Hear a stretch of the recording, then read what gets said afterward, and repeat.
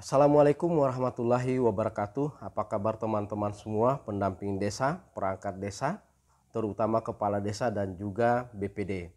Pada video kali ini saya akan mencoba mengulas tentang Peraturan Menteri Dalam Negeri Nomor 46 Tahun 2016 tentang laporan kepala desa. Video ini sengaja saya buat karena ada beberapa pertanyaan di berbagai grup WhatsApp, baik grup kepala desa maupun grup BPD, yang mempertanyakan bagaimana kepala desa menyusun laporan keterangan penyelenggaraan pemerintahan desa, dan bagaimana jika seandainya kepala desa tidak menyampaikan LKPPD kepada BPD.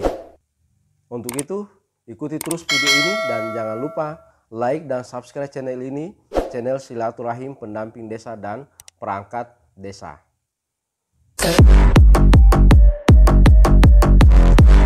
Dalam Peraturan Menteri Dalam Negeri Nomor 46 Tahun 2016, laporan kepala desa, ada 4 jenis laporan kepala desa.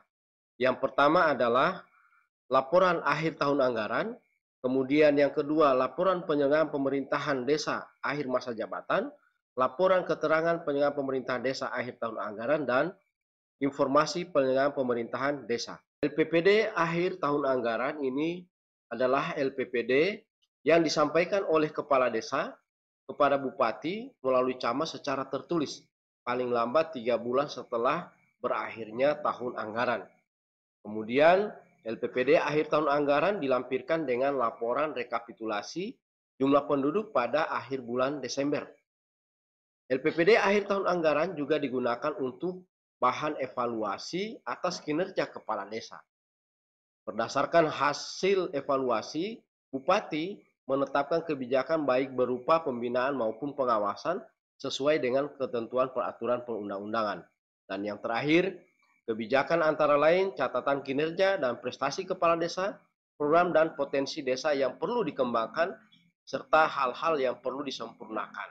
Kemudian yang berikut, LPPD akhir tahun anggaran ini ada beberapa muatan materi yang harus dicantumkan. Pertama adalah pendahuluan, ini memuat tujuan penyusunan laporan, kemudian visi dan misi pemerintahan desa, serta strategi kebijakan. Kemudian yang berikut, program kerja pemerintahan desa ini dimaksudkan adalah program kerja di bidang pemerintahan desa yang mengacu pada RKPDes dan RPJMDes. Begitu juga dengan program kerja pelaksanaan pembangunan, program kerja pembinaan kemasyarakatan, program kerja pemberdayaan masyarakat, ini muatannya berdasarkan RKPDes dan RPJMDes. Kemudian yang berikut pelaksanaan APBDes. Nah, di sini terkait dengan pelaksanaan APBDes ada muatan sistematikanya. Yang pertama adalah Perdes tentang APBDes, kemudian Perdes tentang pertanggungjawaban pelaksanaan APBDes, kemudian rincian anggaran pendapatan belanja desa yang terdiri dari pendapatan desa, belanja desa, kemudian di bidang pemerintahan desa, pembangunan, pembinaan, pemberdayaan masyarakat, bidang tak terduga, jumlah belanja, dan surplus defisit. Ini semua berasal dari APBDes. Kemudian yang berikut juga termasuk pembiayaan, yakni terdiri dari penerimaan pembiayaan, pengeluaran pembiayaan, dan selisih pembiayaan. Nah, ini yang harus termuat di dalam laporan pelaksanaan APBDes. Kemudian yang berikut terkait dengan keberhasilan yang dicapai atau permasalahan yang dihadapi dan upaya yang ditempuh. Ini memuat tentang berbagai macam permasalahan yang dihadapi, baik di bidang pemerintahan desa, pelaksanaan pembangunan, pembinaan kemasyarakatan, dan pemberdayaan masyarakat. Jadi masalah apa saja, kemudian hal apa yang telah dilakukan oleh pemerintah desa untuk menyelesaikan permasalahan tersebut. Kemudian sistematika yang terakhir adalah penutup. Nah, ini terdiri dari kesimpulan laporan, penyampaian ucapan terima kasih, serta saran dan permohonan petunjuk serta arahan lebih lanjut. Jadi itu teman-teman semua terkait dengan muatan materi LPPD. Selanjutnya adalah LPPD akhir masa jabatan daripada kepala desa.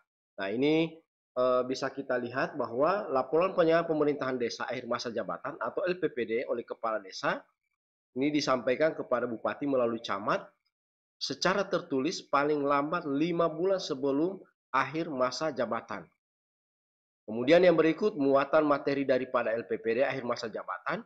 Ini yang pertama adalah LPPD selama masa jabatan, kemudian rencana kerja kegiatan dalam masa kurun waktu 5 bulan sisa masa jabatan yang akan dijadikan dasar penyusunan memori serah terima jabatan. Kemudian yang berikut adalah LKPPD akhir tahun anggaran. Nah, ini teman-teman bisa lihat bahwa LKPPD akhir tahun anggaran itu disampaikan oleh Kepala Desa kepada BPD secara tertulis, paling lambat 3 bulan setelah berakhir tahun anggaran. Artinya paling lambat bulan Maret itu sudah disampaikan kepada BPD. Kemudian LKPPD tahun anggaran ini memuat materi yang merupakan langkah-langkah kebijakan dalam pelaksanaan, khususnya yang berhubungan dengan APBD. Nah, di dalam Peraturan Menteri Dalam Negeri 110 tahun 2016, pasal 48, ini kita bisa lihat bahwa LKPPD menjadi bahan evaluasi oleh BPD terhadap kinerja kepala desa selama 1 tahun anggaran. Berdasarkan LKPPD tersebut, BPD membuat catatan tentang kinerja kepala desa, meminta keterangan atau informasi, menyatakan pendapat, memberikan masukan untuk penyiapan bahan musyawarah desa. Kemudian yang berikut, BPD melakukan evaluasi LKPPD paling lambat 10 hari sejak LKPPD diterima. Jika kepala desa tidak dapat memenuhi permintaan BPD berupa keterangan atau informasi, maka BPD tetap melanjutkan penyelesaian evaluasi LKPPD dengan memberikan catatan atas kinerja kepala desa. Dan LKPPD menjadi bahan laporan kinerja BPD. Jadi selama 10 hari ini adalah waktu bagi BPD untuk melakukan evaluasi, meminta keterangan, mengundang kepala desa untuk memperoleh informasi. Kemudian yang berikut teman-teman semua, ini ada beberapa sistematika daripada LKPPD. Ini kita bisa lihat satu persatu, dan ini juga sudah ada dalam lampiran Peraturan Menteri Dalam Negeri nomor 46. Yang pertama ini ada pendahuluan, latar belakang, tujuan dan dasar hukum, kemudian kebijakan pelaksanaan peraturan desa, perdes tentang APBD, perdes tentang pungutan desa kalau ada, kemudian bagian penutup di sini ada kesimpulan dan saran.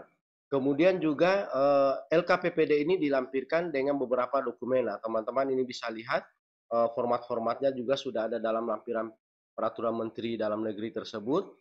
Selanjutnya teman-teman terkait dengan informasi pemerintahan desa.